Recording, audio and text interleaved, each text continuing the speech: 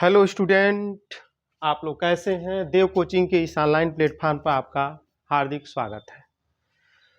जैसा कि आप लोग देख रहे हैं, इस समय हम लोग क्लास 11th का बायोलॉजी पढ़ रहे हैं और जिसमें पर डे आपको एक नए क्लास के माध्यम से आपको नई जानकारी दी जा रही है। यह क्लास जो भी CBSE board, ICSE board, UP board और जो नीट के एस्पिरेंट हैं उनके लिए बहुत ही उपयोगी है। तो आप सभी लोग इस क्लास से जुड़कर अधिक से अधिक इसका लाभ उठाएं और अपने मित्रों में अधिक से अधिक इसको लाइक करें और शेयर करें। तो आइए स्टूडेंट, हम लोग इस समय बायोलॉजिकल क्लासिफिकेशन क्लास 11th का दूसरा चैप्टर हम लोग पढ़ रहे हैं, जिसका दूसरा लेक्चर है। हमने 2 kingdom classification, 3 kingdom classification, 4 kingdom classification, 5 kingdom classification और 6 किंगडम क्लासिफिकेशन के बारे में इसके पहले लेक्चर में हम लोगों ने पढ़ा था। ये सारे लेक्चर आपको प्ले लिस्ट में पड़े हुए हैं, वहाँ से जा कर के क्रमवार आप सारे वीडियो देख सकते हैं।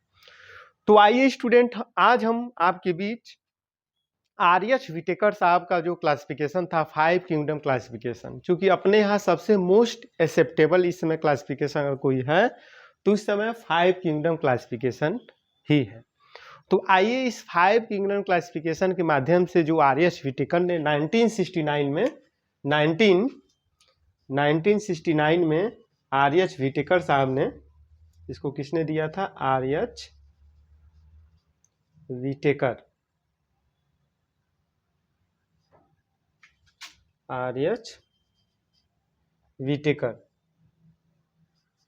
आर.एच. विटेकर ने इसको दिया था। तो आइए इस आर.एच. विटेकर के क्लासिफिकेशन को हम लोग एक ट्रिक के माध्यम से इसके जो भी कैरेक्टरिस्टिक्स फीचर्स हैं, जिस कैरेक्टर के आधार पर इन्होंने पूरे बायोलॉजिकल किंगडम को 5 क्लास में डिवाइड किया था, 5 किंगडम में डिवाइड किया था, Monera, protista, fungi, Plantae, Animalia. ठीक है, तो किस किस कैरेक्टर को आधार बना करके आर.एच. विटेकर साहब ने इसको क्लासिफाइड किया था 1969 में। आइए इसको हम एक एक करके क्रमवार इसका अध्ययन करते हैं। इससे आपका पूरा जो है ये पांचों किंगडम का जो भी कैरेक्टर है वो क्लियर हो जाएगा। ठीक है, हमने देखिए हम लोग यहाँ 6 कॉलम बनाए हुए हैं। पहले कॉलम में यहाँ लिखा गया है कैरेक्टरिस्टिक्स, माने इनकी क्या क्या विशेषताएं हैं। इस कॉलम में, दूसरे कॉलम में लिखा गया है मोनेरा, इसमें लिखा गया है प्रोटिस्टा, फंजाई, प्लांटी और एनिमालिया। ठीक है, आप जानते हैं कि लिनियस साहब का जो क्लासिफिकेशन आया था तो इसकी स्टार्टिंग हम लोग किए थे कहाँ से? 2 किंगडम क्लासिफिकेशन में हम लोग पढ़े थे। सबसे पहले कैरोलस लिनियस ने बताया था कि एक प्लांटी होता है, एक एनिमालिया होता है। बाद में 3 किंगडम में क्या किया गया? प्रोटिस्टा को जोड़ दिया गया। 4 किंगडम में मोनेरा को जोड़ दिया गया। 5 किंगडम में फंजाई को अलग कर दिया गया। ठीक है, और 6 किंगडम में आर्चीबैक्टीरिया को जोड़ दिया गया। तो इसको मैंने क्रमवार आपको पूरा विधिवत बताया है, आप इसके प्रीवियस लेक्चर में आप लोग देख लेंगे। ठीक है, तो अगर हम देखें कॉम्प्लेक्सिटी ऑफ सेल, तो मोनेरा में जो होता है, मैंने यहाँ ट्रिक बताया है PEEEE। तो P का मतलब यहाँ है प्रोकैरियोट्स, मतलब इनका जो सेल होता है वो प्रोकैरियोट्स होता है। किसमें? मोनेरा में। प्रोकैरियोट्स का मतलब ये होता है कि सेल वेल डेवलप नहीं होता है, न्यूक्लियस सिस्टम जो है पूरी तरह से डेवलप नहीं होता है। मतलब आप कह सकते हैं न्यूक्लियस एब्सेंट, न्यूक्लियस में न्यूक्लियर वॉल एब्सेंट होता है। सारा मटेरियल जो है साइटोप्लाज्म में सस्पेंडेड रहता है। दूसरा अगर हम बात करें प्रोटिस्टा में, तो ई फॉर क्या होता है? यूकैरियोट्स माने पहली बार इसमें जो सेल हैं वो सेल में न्यूक्लियस वेल डेवलप पाया जाएगा। किसमें? प्रोटिस्टा में। तो प्रोटिस्टा में जो सेल स्ट्रक्चर सेल होगा वो कैसा होगा? यूकैरियोट्स। फंजाई में क्या होगा? फंजाई में भी हो जाएगा यूकैरियोट्स। ठीक है, प्लांटी में क्या हो जाएगा? इसमें भी वेल डेवलप होता है यूकैरियोट्स, इसमें भी होता है। ठीक है, और एनिमालिया आप जानते हैं सबसे वेल डेवलप इसमें एनिमल रहते हैं। इसमें भी इसका भी सेल जो होता है वो क्या होता है? यूकैरियोट्स होता है। अगर हम दूसरे कैरेक्टरिस्टिक्स की बात करें कॉम्प्लेक्सिटी ऑफ ऑर्गेनिज्म, मतलब ऑर्गेनिज्म जो है कितने सेल से मिलकर के बने होते हैं, इसके लिए ट्रिक है MU। MU का मतलब क्या होता है? मोस्टली, M से क्या हो जाएगा? Mostly unicellular. क्या होते हैं? Mostly unicellular. यहाँ भी लिखा गया है MU, इसके लिए भी वही टर्म यूज करेंगे, मोस्टली यूनिसेलुलर। ठीक है, यहाँ भी लिखा गया है MUM। फंजाई जो होगा वो क्या होगा? मोस्टली यूनिसेलुलर और मल्टी सेलुलर। प्लांटी क्या होता है? मोस्टली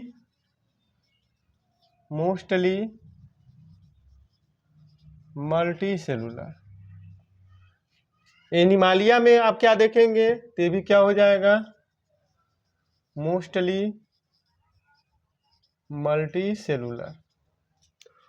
तो दूसरा कैरेक्टर्स आप लोगों को क्लियर हो गया होगा। आई होप आप लोगों को सारी बातें समझ में आ रहा होगा। कॉम्प्लेक्सिटी ऑफ ऑर्गेनिज्म की हम बात करें तो मोनेरा में मोस्टली यूनिसेलुलर होता है, MU याद रखिएगा। प्रोटिस्टा में मोस्टली यूनिसेलुलर, फंजाई में मोस्टली यूनिसेलुलर और मल्टी सेलुलर, प्लांटी और एनिमालिया दोनों मोस्टली जो है multi cellular, mostly multi cellular होते हैं। तो टिक के माध्यम से याद हो गया होगा MU। ठीक है। अब अगर हम सेल वाल की बात करें, इसकी कोशिका भित्ति कैसी होती है? सेल वाल को हिंदी में क्या कहते हैं? कोशिका भित्ति। इसका सेल वाल कैसा होता है? अगर हम सेल वाल की बात करें तो मोनेरा में सेल वाल क्या होता है? प्रेजेंट इन मोस्ट, मतलब मोस्टली ऑर्गेनिज्म में जो है सेल वाल प्रेजेंट होगा। अगर हम बात करें प्रोटिस्टा में तो प्रेजेंट इन सम, मतलब कुछ में पाया जाएगा, एब्सेंट इन अदर्स, लेकिन कुछ में एब्सेंट भी होगा। मतलब कुछ ऐसे ऑर्गेनिज्म होंगे जिसमें जो है पाया जाएगा और कुछ ऐसे होंगे जिसमें एब्सेंट होगा। अगर हम बात करें फंजाई की तो फंजाई में क्या होगा? प्रेजेंट होगा। ठीक है, इसमें सेल वाल आपको पता है कि काइटिन का बना होता है, और एनिमल में जो सेल वाल होता है इसमें भी जो प्लांट में सेल वाल होता है इसमें भी प्रेजेंट होता है, लेकिन दोनों में अंतर। इसका जो सेल वाल होगा वो किससे बना होता है? सेलुलोज का बना होता है। और फंजाई में आप देखेंगे तो किसका बना होता है? काइटिन का बना होता है। ठीक। अगर हम बात करें एनिमालिया में तो आप जानते हैं कि एनिमल सेल में सेल वाल जो होता है ये फार क्या हो जाएगा? एब्सेंट। तो आई होप स्टूडेंट आप लोगों को सारी बातें समझ में आ रही होगी कि तीसरा जो कैरेक्टरिस्टिक्स फीचर है सेल वाल जो होता है मोनेरा में प्रेजेंट होता है, प्रोटिस्टा में कुछ में पाया जाएगा कुछ में एब्सेंट होगा, फंजाई में प्रेजेंट होगा लेकिन काइटिन का बना होगा, प्लांटी में भी प्रेजेंट होगा लेकिन सेलुलोज का बना होगा, और एनिमालिया में पूरी तरह से क्या होगा? एब्सेंट होगा। अगर हम न्यूट्रिशनल क्लास के हिसाब से देखें तो इसके लिए मोनेरा के लिए ट्रिक है PHC, P फॉर फोटोट्रॉपिक, अर्थात यह लाइट की उपस्थिति में फोटोसिंथेसिस के द्वारा अपना फूड मटेरियल भी बना लेता है। हेट्रोट्रॉप्स मतलब भोजन के लिए ये किसी दूसरे पर आश्रित भी रहता है। कीमो ऑटोट्रॉप्स मतलब केमिकल की सहायता से अपना भोजन स्वयं बना लेता है। ठीक है, तो इसमें 3 कैटेगरी होती है PHC, P for phototropic, H for heterotropic and C for chemotropic. अगर हम बात करें प्रोटिस्टा में तो यहाँ ट्रिक है HP, H for heterotropic and P for phototropic, मतलब मोस्टली जो है हेट्रोट्रॉपिक होते हैं और कुछ जो है फोटोट्रॉपिक होते हैं। फोटोट्रॉपिक जो होते हैं वो लाइट के प्रेजेंट में फोटोसिंथेसिस के द्वारा फूड मटेरियल अपना बनाते हैं। अगर हम बात करें फंजाई की तो फंजाई जो होते हैं वो मोस्टली जो है क्या होते हैं?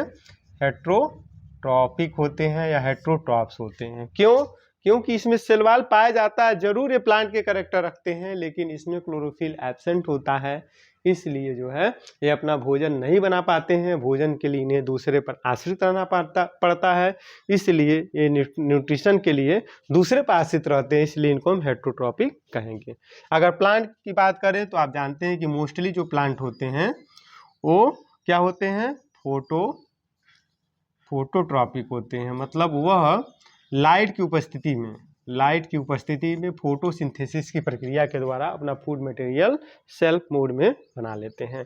और मैक्सिमम जो एनिमल होते हैं आपको पता है मैक्सिमम अगर यूलिना को छोड़ दिया जाए तो मैक्सिमम जो एनिमल्स होते हैं ये इस कैटेगरी में आते हैं, जो क्या होते हैं,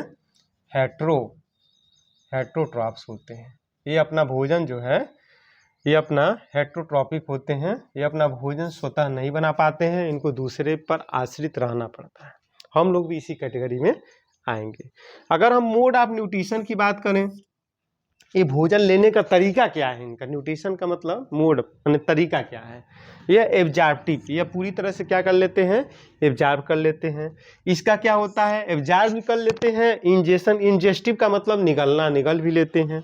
अगर हम फंजाइब की बात करें तो ये भी क्या होते हैं, फूड मटेरियल को एब्जॉर्ब कर लेते हैं, ठीक है, ऑस्मोसिस के थ्रू, ठीक।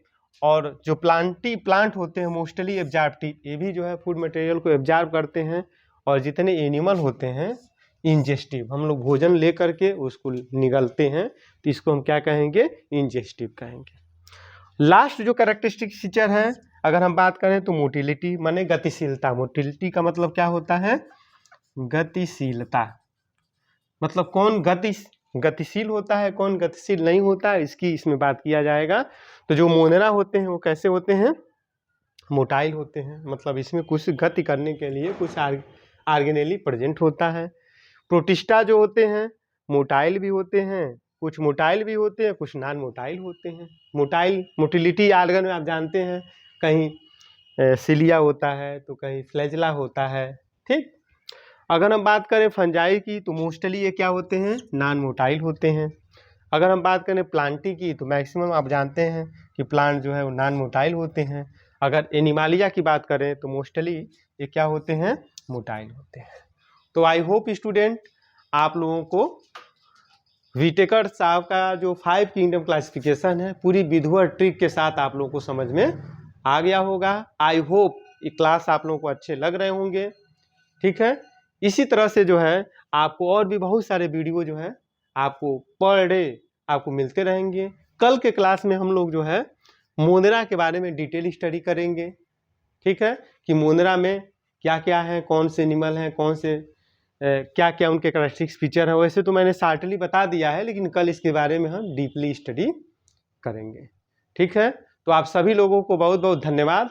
हमारे इस चैनल को आप लोग लाइक करिए, सब्सक्राइब करिए, और अगर पसंद आए तो अधिक से अधिक अपने मित्रों को शेयर करिए। बहुत बहुत धन्यवाद।